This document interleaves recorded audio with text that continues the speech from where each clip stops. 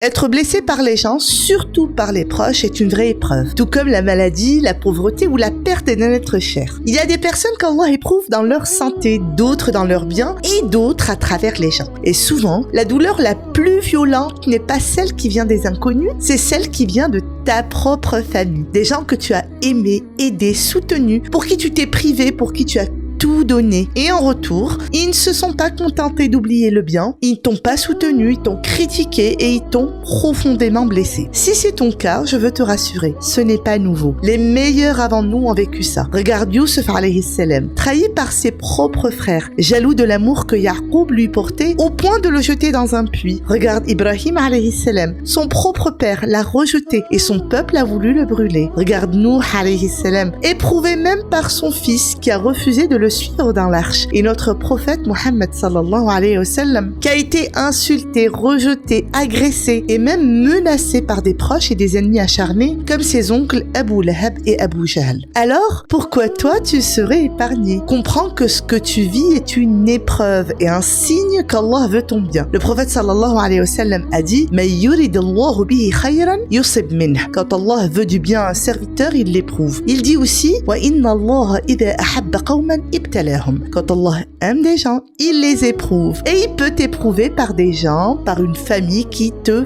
fait mal, à cause de la jalousie, des cœurs malades, de l'orgueil, de l'éloignement de la religion. Et quand Allah n'est plus au centre, la miséricorde disparaît et même les proches deviennent injustes. Mais alors, que faire? 3 choses. 1. D'abord, reviens à Allah. Fais de lui ton refuge, pas les gens. وَمَن يَتَوَكَّلْ عَلَى اللَّهِ فَهُوَ حَسْبُهُ. Et quiconque place sa confiance en Allah, Allah lui suffit. 2. Pardonne si tu peux, sans tout accepter et en posant des limites. Regarde l'exemple bouleversant de Wahshi radiyallahu anhu, celui qui a tué Hamza, l'oncle du prophète sallallahu alayhi wa sallam. Le prophète lui a pardonné après qu'il ait embrassé l'islam, mais il lui a mis des limites, car la douleur de la perte était immense. Il disait à Wahshi: فَهَلْ تَسْتَطِيعُ أَن تَغِيبَ وَجْهَكَ عَنِّي? Peux-tu cacher ton visage loin de moi? Et 3. Ne réponds pas au mal par le mal. Ne laisse pas ceux qui t'ont blessé te changer. Que leur injustice ne fasse pas de toi quelqu'un d'injuste. Rasoul alayhi salatu wassalam a dit: ittaqu dhulm fa inna dhulma dhulumat yawm al-qiyamah. Craignez l'injustice, car l'injustice sera des ténèbres au jour de la résurrection. Tu as le droit de reprendre ton droit, mais sans dépasser, sans transgresser, sans devenir toi-même dhalim, injuste. Tu le fais avec justice pour Allah. Ce qui compte pour toi, c'est sa satisfaction. Et Allah te le rendra forcément. Wa in atani yamshi ataytuhu harwala. Et s'il vient vers moi en marchant, je viens à lui en courant. Allahumma aslih qulubana washfi jirahana wakfina sharra al-hasidin.